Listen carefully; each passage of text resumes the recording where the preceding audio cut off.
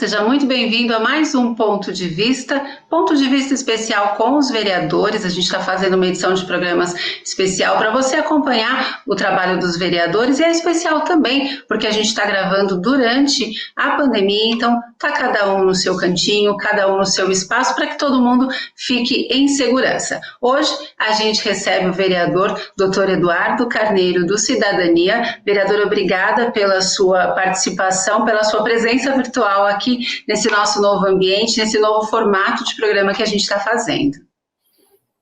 Bom, primeiramente agradecer ao convite de estar aqui discutindo com você e com toda a cidade de Guarulhos. É um grande prazer. A gente que agradece essa sua presença aqui. A gente chama de presença porque não deixa de ser, né, vereador? A gente está presente, ainda que virtualmente. Vereadora, a gente vai falar um pouco nesse programa, é um programa bastante rápido, a gente tem bastante coisa para falar, né? Mas o tempo passa bem rapidinho. A gente vai começar falando um pouco desse seu mandato, sobre o mandato atual que a gente vai falar. Então, nesse mandato, o senhor é vice-presidente da Câmara e líder do governo, é isso? Isso mesmo.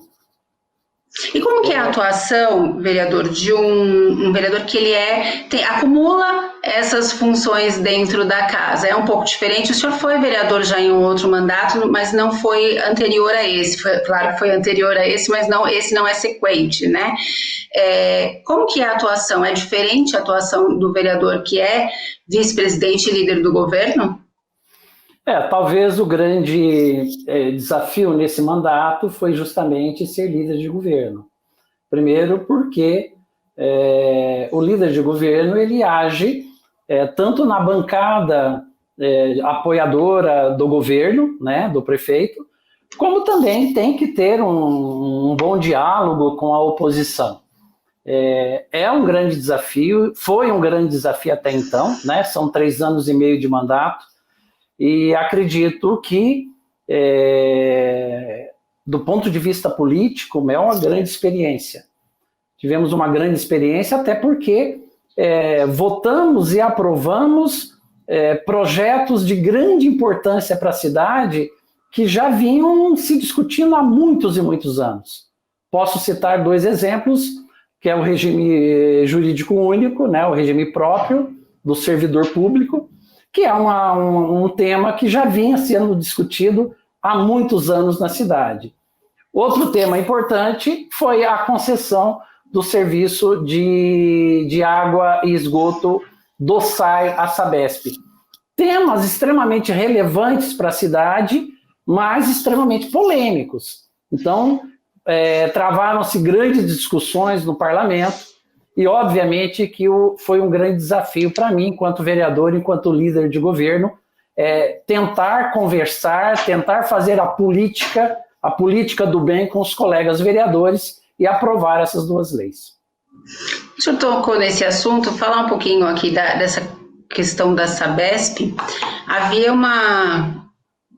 não sei se uma insatisfação, mas uma questão ligada ao SAI com relação à falta de água na cidade. Esse problema foi resolvido, foi atenuado, vereador, com a chegada da Sabesp? Sim, até porque a cidade de Guarulhos, nos mandatos anteriores, nós tínhamos um grande problema.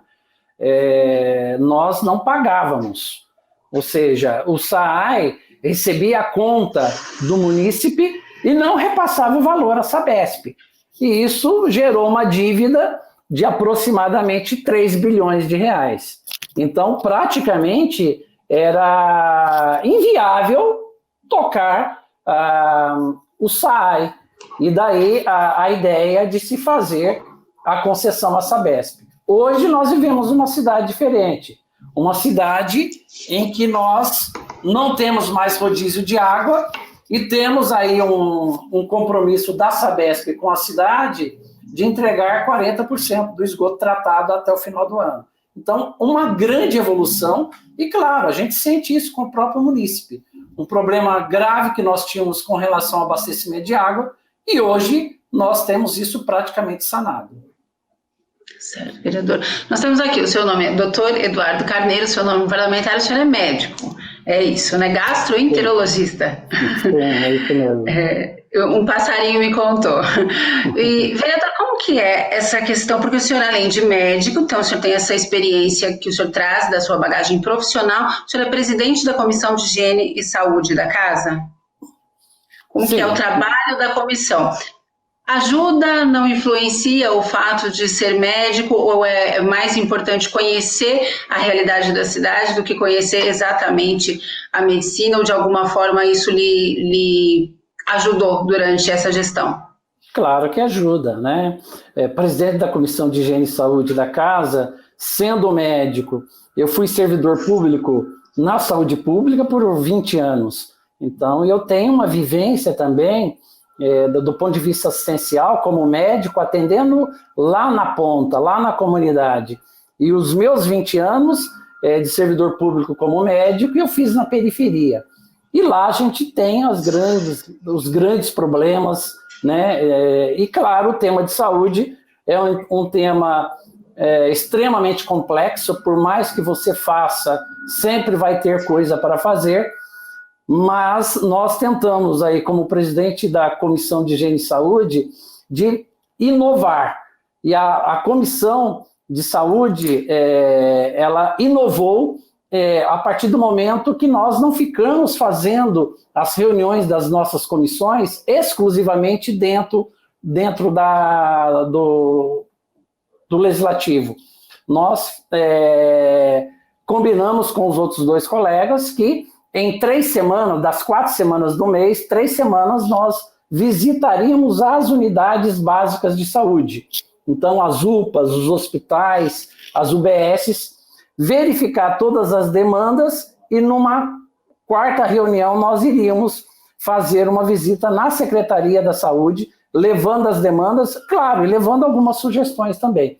Inovamos tanto que algumas comissões da casa também foram para o mesmo caminho. Eu acho que nós servimos como exemplo para algumas outras comissões permanentes que também pudessem fazer isso. Porque muitas vezes nós ficamos dentro da casa fazendo o trabalho técnico, a discussão de projeto. E muitas vezes a gente fica longe da comunidade. Então, quando nós inovamos esse jeito de trabalhar na comissão, eu acho que nós evoluímos sim. E conseguimos, muitas vezes, levar várias demandas para a Secretaria da Saúde e ajudar a saúde do município. Certo. Falando ainda em saúde, o senhor tem uma lei de 2017, né, de sua autoria, sobre a compensação de dívidas de empresas privadas da saúde. Essa lei está certinho, vereador? Sim. A nossa ideia, essa lei, na realidade, e se você procurar em toda a parte política do país, você não vai achar nada semelhante. Na realidade, conversando com colegas, conversando com algumas pessoas que fazem parte do nosso grupo, nós resolvemos também levar essa proposta para o Legislativo. Ou seja, empresas particulares, privadas, que têm dívidas com o poder público, pudesse pagar a sua dívida ou parte dela com serviços. Isso, inclusive, foi tema de uma reunião minha com assessoria de um pessoal que faz assessoria em Brasília, de tentar levar essa proposta a nível nacional. Porque, realmente, nós temos muitas empresas privadas que têm dívidas com o município e têm dificuldades financeiras. Ainda mais agora, nós vamos ter mais dificuldades ainda. Mas ele tem um leito, ele tem um exame, ele tem uma tomografia, ele tem uma ressonância e ele tem uma facilidade de pagar o seu serviço com a sua dívida com o serviço. Então, levamos isso e aprovamos isso no Legislativo. Infelizmente, isso ainda foi sancionado, mas ainda não foi regulamentado pelo governo Butti, por dificuldades técnicas. Essa era a pergunta, se já está regulamentado. E aí são, como o senhor disse, são questões técnicas e aí não compete, mas sai da sua, imagino eu, né, do que o senhor poderia ter feito. Uma outra lei que o senhor aprovou na cidade é com relação aos fogos de artifício, né? Essa deve ser bastante difícil também para fiscalizar, imagino eu. Na verdade, existia uma lei de 90, né? E aí foram propostas alterações, com relação à proibição do uso de fogos de artifício que produzam estampido, que façam aqueles barulhos, né? E essa lei, vereador, como é que tá? Existe a informação de que ela esteja realmente valendo na cidade? Eu acredito que nós conseguimos evoluir. Na realidade, a lei ela é basicamente uma mudança no Código de Posturas. E, obviamente, que dificilmente o poder público consegue fiscalizar uma grande maioria de leis, e essa, sobretudo. Mas, já que nós estamos hoje mudando talvez um comportamento da nossa sociedade, a gente sabe que após essa pandemia, a gente tem sempre discutido sobre isso. A sociedade não será a mesma. Nós vamos ter que mudar os nossos costumes, os nossos hábitos. Nós vamos sair da pandemia, com certeza, mas, obviamente, que a sociedade não será a mesma. E do ponto de vista da lei específica, eu acho que cada cidadão ele tem que fazer a sua parte, sim. Né? Acho que o poder público ele peca a partir do momento que ele tem dificuldade de divulgar que a lei existe. Muitas vezes eu converso com o munícipe e às vezes não sabe que a lei existe. Então eu acho que a gente teria que fazer uma divulgação maior. Mas me deixa satisfeito que essa lei ela teve sim, quando foi aprovada lá no Legislativo, nós tivemos muito apoio. Claro que teve as empresas de fogos que tentaram fazer o lobby, que é natural, não há nada de errado nisso, né? Defendendo a não aplicabilidade da lei. E até a legalidade chegaram a falar sobre isso. Mas eu acredito que é um avanço, sim. Eu peguei essa lei também dos fogos, é uma lei que eu tenho como muito carinho, e não basta o vereador levar a lei e aprovar. Eu acho que o vereador também ele tem que tentar divulgar o máximo. E é uma lei que eu tenho feito um trabalho com a minha assessoria de fazer uma ampla divulgação para que as pessoas saibam que a lei existe e que nós devemos mudar os hábitos, porque realmente é uma coisa horrorosa. Você pensar que os fogos com estampidos, né? Aquelas bombas, aqueles morteiros em jogo de futebol, em eventos, realmente eu acho que é uma situação até cultural que a gente precisa melhorar. Mas vejo muita gente do município fazendo denúncias, pessoas que conhecem que a lei existe e facilitando assim, ou tentando facilitar a ação do governo municipal. E é uma lei que passa por vários aspectos, né? Essa questão ela passa por vários aspectos, que são os animais, que são as crianças, os hospitais. Imagina, você soltar uma coisa perto de um hospital, ou não precisa nem ser perto, né? Porque o barulho, ele alcança longe. E a questão dos idosos também, muitas pessoas, enfim, se assustam, e é uma, como eu disse, é uma questão que já não cabe mais, né? Deveria haver a consciência, né? Realmente não cabe. A gente vive realmente numa sociedade em constante transformação, e a gente precisa evoluir enquanto ser humano. Não cabe mais soltar um morteiro, mesmo que não seja perto, claro que tem certas situações, como perto de hospitais, mas de repente eu posso ter um vizinho, né, que ele tem uma certa deficiência, né, neurológica, idosos, recém-natos, e também hoje se fala muito da causa animal, né? Nós temos casos de animais que saem correndo, que se machucam, que morrem até em decorrência do estampido de um morteiro, de fogos assim com barulho. Então, acho importante sim, e acho que é uma tentativa também de ajudar numa mudança cultural dos hábitos da nossa sociedade. Cada um fazendo a sua parte, né? Vereador, existe um projeto de lei seu, e aí o senhor me corrigir se ele se já é uma lei sancionada, ou se foi algo que o senhor apresentou na prefeitura com relação à criação de espaços de permanência de idosos, é isso? Porque existe na cidade, ou existe o centro de referência do idoso, e agora ele tem um outro nome. É o mesmo espaço que se transformou no centro-dia do idoso, porque é um espaço de permanência e não de passagem, é isso? Bom, na realidade, essa ideia com relação ao centro-dia do idoso, né, o centro de permanência do idoso, ela surgiu no meu outro mandato. Eu fiz uma indicação no outro mandato que eu tive aí no Legislativo. Eu fiz uma indicação, até porque tudo aquilo que gera despesa, ele não pode surgir como lei, como uma proposta de lei de vereador. Então, a gente faz como indicação. Então, eu fiz uma indicação em que, na época, eu chamava de creche do idoso. Por quê? Pela experiência médica, nós vemos que muitas vezes tem muitos acidentes domésticos, de pessoas, de famílias, em que as pessoas saem para trabalhar e muitas vezes tem que deixar o idoso em casa.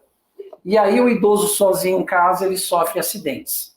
E isso é estatístico. Nós temos na medicina estatística de acidente doméstico, de pessoas que ficam sozinhas, até porque não tem outra alternativa para as famílias. Isso, na época, eu chamei de creche do idoso. Seria mais ou menos o conceito de uma creche para o idoso.